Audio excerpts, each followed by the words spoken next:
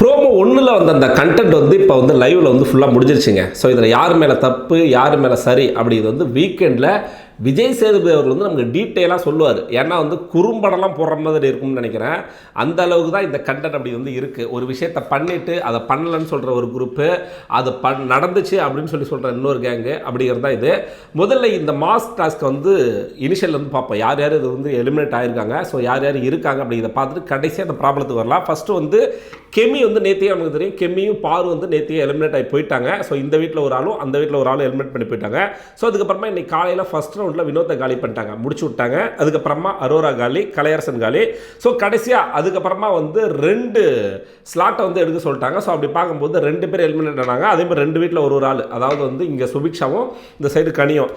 இது முடிஞ்சதுக்கப்புறமா big pass வந்து ஒரு ட்விஸ்ட் ஒன்று வைக்கிறாரு. என்ன அப்படின்னு சொல்லி கேட்டிங்கன்னா, நீங்கள் பார்த்துருப்பீங்க லைவில். அதாவது வந்து எலிமினேட் ஆகி போனவங்க வந்து டிஃபெண்ட் பண்ணலாம், இவங்களுக்காக ஆடலாம். நம்ம ப்ரோமோலே அதான் பார்த்தோம் இல்லையா? ஸோ அப்படி பார்க்கும்பொழுது இந்த வீட்டில் யார் எலிமினேட் ஆனாங்களோ அந்த வீட்டில் யார் எலிமினேட் ஆனாங்களோ ஈவனாக ஒரு எடுத்துக்காட்டு இந்த வீட்டில் பிக் பாஸ் வீட்டில் 3 பேர் எலிமினேட் ஆகி டீலக்ஸ் வீட்டில் வந்து 2 பேர் தான் எலிமினேட் ஆகிட்டாங்கன்னா 2 பேர் தான் வந்து பங்கேற்க முடியும். அது யாருங்கிறத அவங்களே முடிவு பண்ணி அனுப்பணும். ஸோ இதுதான் மேட்ரு. இதில் என்ன நடந்துச்சு அப்படின்னா, இந்த ப்ராப்ளம் வந்து வினோத்துக்கும் எஃப்ஜேக்கு தான் வந்துச்சு. பார்த்தீங்களா ப்ரோமோ ஒன்றில்? அந்த விஷயத்தில் எல்லாரும் பிளான் பண்ணி இந்த சைடு பாருவும் வினோத்தும் வந்து களத்தில் நிற்கிறாங்க. அந்த சைடு கனியும் கெமியும் வந்து வராங்க, டிஃபெண்டராக வராங்க. இதில் தெளிவாக ஒரு விஷயத்தை பிக் பாஸ் வந்து கிளாரிஃபை பண்ணிட்டாரு. என்ன அப்படின்னு சொல்லி கேட்டிங்கன்னா, டிஃபெண்டராக வரவங்க ஒன்லி பாதுகாக்க தான் முடியும், பிடிக்கக்கூடாது. ஃபிசிக்கலாக அவங்கள பிடிக்கக்கூடாது. இப்போ வராங்க அப்படின்னா அவங்க மாஸ்க்கை வைக்க வராங்க அப்படின்னா வந்து அவங்கள இப்படி நின்று இது பண்ணலாம், இல்லைனா இப்படி மறைச்சி அவங்கள வந்து டிஃபெண்ட் பண்ண மட்டும்தான் முடியுமே தவிர, அதுக்கப்புறம் போயிட்டு அதுவும் இல்லாமல் அந்த கோடு இருக்குது பார்த்தீங்களா, அந்த கோட்டுக்கு உள்ளேயும் போகக்கூடாது. அந்த ஸ்லாட்டில் வைக்கிற இடத்துல இருக்கிற ஒரு பிளாக் கோடு ஒன்று வச்சுருக்காங்க. ஸோ அந்த கோட்டுக்கு உள்ளே போகக்கூடாது, வெளியில் நின்று தான் டிஃபெண்ட் பண்ணும். ஒன்ஸ் உள்ளே போயிட்டாங்கன்னா அவங்க ஜெயிச்சிட்டாங்க, அவங்க வைக்கலாம். ஸோ இதுதான் கான்செப்ட். கரெக்டாக? இதில் ஒரு ஃபஸ்ட்டு எடுத்த உடனே ஒரு பிரச்சனை ஒன்று நடக்குது. என்னென்னா, இந்த சைடு கெமியும் கனியும் நிற்கும் போது அந்த சைடு வினோத்தும் பார்வதி இருந்திருப்பாங்க. அப்போ என்னென்னா வந்து பஸர் அடித்த உடனே இவர் என்ன பண்ணியிருப்பார்னா, நம்ம கானா வினோத்து நம்ம கெமியை போயிட்டு பின்னாடி இருந்து இப்படி பிடிச்சிருப்பார். அவருக்கு என்ன, அவர் தான் இப்போ ஆல்ரெடி அந்த நடிப்பாங்கல்ல விஜய் சேதுபதி மாதிரி ஆக்ட் பண்ணுற டாஸ்க்லேயே வந்து டப்புன்னு வந்து டைலாக் மறந்துட்டாரு. திடீர்னு கான்செப்ட் என்ன அப்படிங்கிறது அடுத்த செகண்டில் மறந்துட்டாப்புல. அந்த மாதிரி வந்து ஒரு வெகுளித்தனமான ஒரு மனுஷன் இவங்களை பிடிக்கிற மாதிரி இவங்கள தடுக்கிறேன்னு சொல்லிட்டு பிளான் பண்ணிட்டு நம்ம கெமியை போய் பிடிச்சிட்டார். பின்னாடி பிடிச்சிட்டு அடுத்த செகண்டே வந்து ரிலைஸ் பண்ணிட்டார், நம்ம பண்ண தப்பு அப்படின்னு சொல்லிட்டு உடனே சாரி கேட்டார். உடனே கேமை ஸ்டாப் பண்ணி அது யாருமே டிஃபெண்ட் பண்ணல. அது அப்படி நார்மலாக போயிடுச்சு. அவங்க இல்லாமல் டிஃபெண்ட் யாருமே இல்லாமல் விளையாண்ட ஒரு கேம் மாதிரி அது ஆயிடுச்சு. அது தப்புங்கிறத பிடிச்சி அடுத்த செகண்டை ரியலைஸ் பண்ணி அடுத்த செகண்டை போய்ட்டு சாரி கேட்டார். எல்லாத்தையுமே சாரி கேட்டார், 10 டைம் சாரி கேட்டார். ஏன்னா அது எப்படி போர்ட்ரே ஆகுங்கிறது அவருக்கு தெரியும். ஒரு பொண்ணை முன்னாடி இருந்து கூட பிடிக்கல, பின்னாடி இருந்தால் பிடிச்சாரு அப்படிங்கிறதுக்காக இது வந்து வெளியில் தப்பாக போர்ட்ரே ஆகிடக்கூடாது அப்படின்னு சொல்லிட்டு அங்கே இருக்க எல்லாருமே கொந்தளிச்சாங்க. உடனே பிக் பாஸ் டீமில் இருக்க எல்லாருமே கொந்தளிச்சு திட்ட வந்தாங்க. ஸோ உடனே வந்து சாரி கேட்டு முடிச்சிட்டாருங்களா, இது முடிஞ்சிருச்சுங்க. இது எவ்வளோ கொந்தளிச்சாங்க தெரியுமா? இது பின்னாடி வந்து இப்படி பிடிக்கலாம், ஆக்சுவலாக வந்து பிடிக்கவே கூடாது, யாரையுமே பிடிக்கக்கூடாது, நீங்கள் வந்து ஒன்லி தடுக்க தான் போகணும் அப்படிங்கிறது கெமி சொன்ன வார்த்தை, கனி சொன்ன வார்த்தை, சபரி சொன்ன வார்த்தை. பிக் பாஸ் வீட்டில் இருக்கவங்க தான் யாரையும் பிடிக்கக்கூடாது, ஒன்லி டிஃபெண்ட் பண்ணணும், அவங்க மேலே தொடலாம் போகலாம், பிடிக்கக்கூடாது அப்படிங்கிறத அவங்க தான் சொன்னாங்க. அதை பிடிச்சதுக்கு வினோத்தை திட்டினாங்களா, இது ஒரு சம்பவம். இதை மைண்டில் வச்சுங்க. இப்போ 2வது பிரச்சனை ப்ரோமோ 1ல் வந்த விஷயம் என்னென்னா வந்து இதே மாதிரியே சேம் லைக் இந்த சைடு 2 டிஃப்ரெண்ட், இந்த சைடு 2 டிஃப்ரெண்ட் இருக்காங்க. இந்த சைடு ஆல்ரெடி வந்து சுபிக்ஷா எலிமினேட் ஆகி போயிட்டாங்க, நம்மளோட இவங்க பார்வதி எலிமினேட் ஆகி போயிட்டாங்க, வினோத் எலிமினேட் ஆகி போயிட்டாங்க. ஆல்மோஸ்ட் வந்து 4 பேர்கிட்ட எலிமினேட் ஆகி போயிட்டாங்க. Waterman also eliminated. அந்த ரவுண்டில் தான் வாட்டர்மேன் எலிமினேட் ஆகிறாரு. இப்போ என்ன ஆகும்னா, இந்த சைடு வந்து க்ரௌடு கம்மி, எங்கள் டீலக்ஸ் வீட்டில் கம்மியான ஆட்கள் தான் பார்ட்டிசிபேட் பண்ணுறாங்க. 4 பேர், அதில் ஒரு ஆள் வந்து கணக்கே கிடையாது. அந்த ஒரு ஆள் யாருங்கிறது உங்களுக்கு தெரியும். ஆதிரே அப்படிங்கிற ஒரு கேரக்டர் வந்து முழுக்க பிக் பாஸ் டீமுக்காக தான் இந்த வீக் ஃபுல்லாக விளையாடுறாங்க. அந்த வீக்கெண்டில் விஜய் சேதுபதி வந்து அம்பலப்படுத்தணும் அப்படின்னா தான் தெரியும். 2வது இருக்கிற மீதி இருக்கிறது 3 பேர். இவங்கள்ட்ட ஒற்றுமை இல்லை அப்படிங்கிறத விட 3 பேருமே பெண்கள். யார்? ரம்மேஜோவாக இருக்கட்டும், நம்மளோட இவங்க வியானாவாக இருக்கட்டும், ஸோ வாட்டர்மேன் ஸ்டார் இருந்தார் பார்த்தீங்களா, அவர் இருந்தார். அப்போ அவராக இருக்கட்டும், இவங்க எல்லாருமே வந்து கொஞ்சம் வீக்கான ட்ரெஸ். இதில் கொஞ்சம் ஃபாஸ்ட்டாக கேமை நல்லா சூப்பராக புரிஞ்சுக்கிட்டு ஆடுற ஆள் யாருன்னு சொல்லி கேட்டிங்கன்னா வியானா. அவங்கள டார்கெட் பண்ணுறாங்க. அந்த வியானா ஒரு பொண்ணை இவனுக்கு எல்லாரும் சேர்ந்து டார்கெட் பண்ணுறாங்க. இப்போ என்ன பண்ணணும், நம்ம சைடு ரொம்ப ஸ்ட்ராங்காக இருக்கும், அவங்க சைடு வீக்காக இருக்கு. என்னை கேட்டிங்கன்னா வச்சுக்கோங்க, இந்த கான்செப்ட் தப்பு.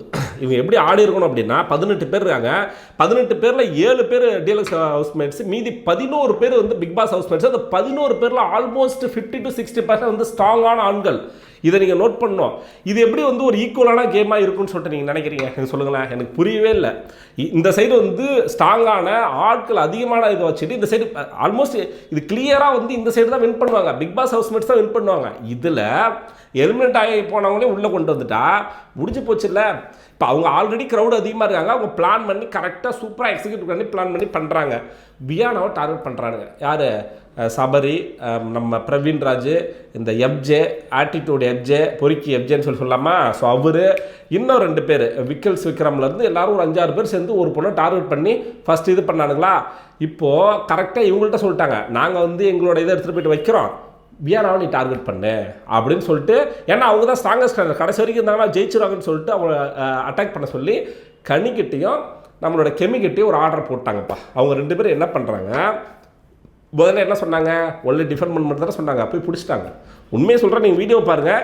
எனக்கு தெரிஞ்ச வரைக்கும் என்னோட புரிதல் படி அங்கே ஒரு பிரச்சனை என்ன போயிட்டு இருக்குன்னா, காலை பிடிச்சி அமுக்கிட்டாங்கன்னு சொல்லிட்டு சொல்லுவாங்க இவங்க, நம்ம வியானா சொல்லுவாங்க காலை அமுக்கலன்னு சொல்லிட்டு மற்றவங்களாம் சொல்லுவாங்க. பட் ஆனால் உண்மையான விஷயம் என்ன அப்படின்னு சொல்லி கேட்டிங்கன்னா, பிடிக்கக்கூடாது. அதுதான் என் பிரச்சனையே. ஏன்னா வினோத்தை பிடிக்கும்போது, வினோத் போயிட்டு பிடிக்கும்போது அது பிடிக்கக்கூடாதுன்னு சொல்லிட்டு எல்லாரும் சேர்ந்து வினோத்தை திட்டினாங்கல்ல. இந்த இடத்துல ஏன் போயிட்டு இவங்களை பிடிக்கணும்? இதுக்கு முன்னாடி ஒரு கான்வர்சேஷன் போயிட்டு இருக்கின்றே, கனிக்கும் கெமிக்கும் ஒரு கான்வர்சேஷன் போகுது. கனி என்ன சொல்கிறாங்கன்னா, போயிட்டு வியானா வந்து லாக் பண்ணு, வியானா வந்து பிடிச்சி தள்ளு அப்படின்னு சொல்லும் பொழுது கெமி அப்போ கேட்குறாங்க, இல்லை நான் வந்து வினோத் என்னை பிடிச்சார்ல, அப்படின்னா அது வந்து தப்பாக இருக்கும்ல, அவர் பிடிச்சதை நம்ம எல்லாரும் குறை சொல்லி அது பண்ணக்கூடாதுன்னு சொல்லி சொன்னோம்ல, அப்படின்னா வந்து நம்ம பண்ணாலும் தப்பு தானே அப்படின்னு சொல்கிறேன். அதெல்லாம் ஒன்றும் இல்லை, நீ பிடிச்ச தூக்கு அப்படின்னு சொல்கிறாங்க. இது என்ன விதமான கேம் ஸ்ட்ராட்டஜி? இதுதான் நியாயமான? ஆல்ரெடி சொல்கிறேன், இதுவே ஈவனாக இல்லை, இதுவே ஈக்குவலிட்டே இல்லை. இந்த கேம், இந்த டீம் இது இப்படி போட்டிருக்கவே கூடாது. எப்படி போட்டிருக்கணும் தெரியுமா? பிக் பாஸ் சொல்லியிருக்கணும், பிக் பாஸ் ஹவுஸ்மேட்ஸு டீலக்ஸ் ஹவுஸ்மேட்ஸ்ன்னு சொல்லிட்டு விளையாடாமல் எல்லாரும் விளையாடுங்க, அதில் குரூப்பிசம் பண்ணுங்க.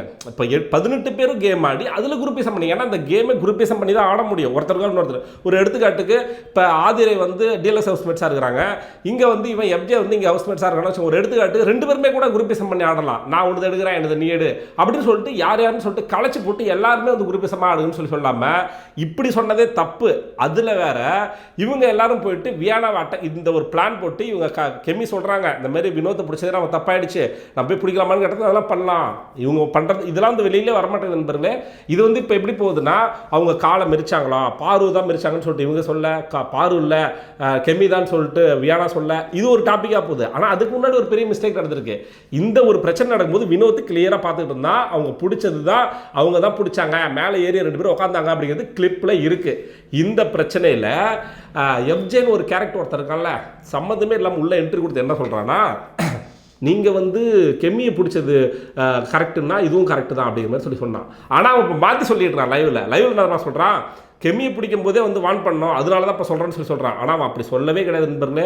அவன் சொன்னது கெமியை நீங்கள் பிடிச்ச மாதிரி இது பிடிச்சிட்டாங்க அப்படின்னு சொல்கிறான். கெமியை பிடிச்சி அடுத்த செகண்டே விட்டு சாரி கேட்டாங்க, அது தப்புன்னு. பட் ஆனால் இங்கே என்ன பண்ணிட்டு இருக்காங்க, பிளான் பண்ணிட்டு பண்ணவே இல்லைன்னு சொல்லிட்டு சாதிச்சுட்டு இருக்காங்க. அப்படின்னா இதை வீக்கெண்ட் எபிசோடில் விஜய் சேதுபதி கண்டிப்பாக அட்ரஸ் பண்ணணும். இதில் வந்து முழுக்க பிக் பாஸ் ஹவுஸ்மேட்ஸ் மேலே தான் தப்பு இருக்குது அப்படிங்கிறது வந்து உணரணும். இதில் எஃப்ஜே இருக்கான் பார்த்தீங்கன்னா, இடையில சம்மந்தமே இல்லாமல் இடையில வந்து இல்லை நீ வினோத் போயிட்டு கெமியை பிடிச்சது கரெக்டுன்னா இது கரெக்டுன்னு சொல்லிட்டு அதுக்கும் இதுக்கும் மேட்ச் பண்ணுறது ரொம்ப தவறான விஷயம். இதுக்கு நடுவில் வாட்டர்மெலன், உண்மையுமே சொல்கிறேன், வாட்டர்மெலன் பார்க்குறதாங்க பைத்தியம் இருக்கான், எல்லாத்தையும் தெளிவாக நோட் பண்ணுறாப்புல. அவ இருந்தாலும் கரெக்டாக நோட் பண்ணிட்டு, ஏப்பா அது பிடிச்சது ஜஸ்ட் வந்து பிடிச்சி அடுத்த செகண்டே விட்டு அது கேமை ஆடலது, அவன் பிடிச்சிட்டு உடனே விட்டாப்புல, அதனால யாரும் பாதிக்கப்படலை, அதனால எதுவுமே பிரச்சனை வரல. பட் ஆனால் இங்கே அப்படி இல்லை, இங்கே பிடிச்சிட்டு பிடிக்கலன்னு சொல்கிறாங்க. அந்த பொண்ணு ரொம்ப நேரமாக போட்டு அமைக்கிருக்காங்க, ஹோல்ட் பண்ணியிருக்காங்க. இது எல்லாத்தையும் அவங்க டிஃபெண்ட் மட்டும் பண்ணாங்க, ஜஸ்ட் டிஃபெண்ட் மட்டும் தான் பண்ணாங்க, அவங்களுக்கு உள்ளே போகக்கூடாது, அவ்வளோதான். ஆனால் அதை மீறி அவங்க 2 பேரும் ஏறி உட்காந்துருந்தாங்க மேலே. ஸோ இதை விஜய் சேதுபதி கண்டிக்கணுமா இல்லையா? இதை விட்டுட்டு சம்மந்தம் இல்லாமல் அவங்க காலம் மெரிச்சது வந்து இல்லை மெரிக்கல அப்படின்னு சொல்லிட்டு இருக்கிறது என்ன? எப்பா இவங்க சரியான குரூப்பிசம் கேம் மாறுறாங்க. இவங்க பண்ணால் கரெக்டு, மற்றவங்க பண்ண தப்பு. வினோத்தை வச்சு செஞ்சு விட்டான். என்ன பண்ணுறாங்க வினோத்? இவ்வளோ பிரச்சனை நடக்குது, அந்த பிரச்சனையில் இன்னும் தெளிவாக சொன்னால், நான் பிடிச்சதை நீ வந்து திரும்ப திரும்ப கேமரா முன்னாடி பண்ணி இது பண்ணாத.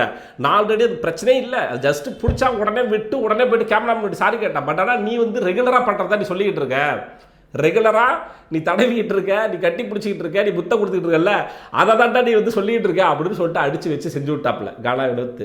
செம்ம சம்பவம் பண்ணாப்புல அந்த இடத்துல. எக்ஸ்ப்ளோ அது வந்து 1 hour எபிசோடில் வருமா இல்லையா என்னன்னு எனக்கு தெரியல, ஆனால் செஞ்சு விட்டாப்புல வினோத். நான் ஜஸ்ட் தெரியாமல் பண்ணால் அது 1008 சாரி கேட்டால் அது வந்து முடிஞ்சு போச்சு, அது கேமே இல்லை. இவங்க பண்ணாங்க, அது தப்புங்கிற எல்லாரும் சேர்ந்துட்டு வரானுங்க. பிக் பாஸ் ஹவுஸ்மேட்ஸ் எல்லாரும் சேர்ந்துக்கிட்டு உடனே ஏறிட்டு வரானுங்க. கானா வினோத் ஒரு ஆளாக அந்த இடத்துல ஃபைட் பண்ணிட்டு இருக்காப்புல. ஆனால் ஒரு பக்கம் நியாயம் இருக்குது, ஒரு கேமரா நீங்கள் பாருங்க, அவங்க பிடிச்சாங்கன்னு சொல்லி சொல்கிறான். பிடிக்கவே கூடாதுங்க, அதுதாங்க கண்டென்ட்டு. அப்படி ஒரு வேலை பிடிக்கணும்னா முதல்ல வந்து வினோத் வந்து கெமியை பிடிச்சாப்புல, அது கரெக்டு தானே, அதை பேசணுமா இல்லையா? அதுக்கு சம்மந்தமே இல்லை. எஃப்ஜே வந்து நீ கெமியை பிடிச்சிருக்காடி, எது கூட எதடா நீ வந்து கனெக்ட் பண்ணுற அப்படிங்கிற மாதிரி தான் இருந்துச்சு. கண்டிப்பாக விஜய் சேதுபதி வீக்கெண்டில் இதை கண்டிப்பாக அட்ரஸ் பண்ணி ஆகணும். அவங்க காலம் மிரிச்சாங்களா இல்லையா அப்படிங்கிற விஷயமே இல்லை. ஒருவேளை பார்வையோட மிரிச்சிருக்கோம், அது விஷயம் இல்லை. எதுக்கு பிடிச்சாங்க? பிடிச்சா அது வந்து ஃபவுல் கேம் தானே. வியானா அதுவும் அந்த பொண்ணை போட்டு நாசம் முதல்ல அவனுங்க இப்போ இது பண்ணானுங்க, இப்போ போய் இப்படி விளாட்றானுங்க. இதுக்கப்புறமாச்சும் என்ன பண்ணியிருக்கணும்? உங்கள் டீம் வீக்காக இருக்கு, 2-3 பேர் தான் இருக்கிறீங்க, நாங்கள் 7-8 பேர் இருக்கோம், ஸோ இதுக்கப்புறம் இண்டிவிஜுவல் கேம் ஆடலாம், எல்லாரும் அப்படி கூட பண்ணலாமே. அப்படி ஒன்றும் பிக் பாஸ் வந்து அப்படி ஒன்றும் சொல்லலை தானே. இது எங்கே போய் முடிய போகுதுன்னு தெரியல, பொறுத்து தான் பார்க்கணும்.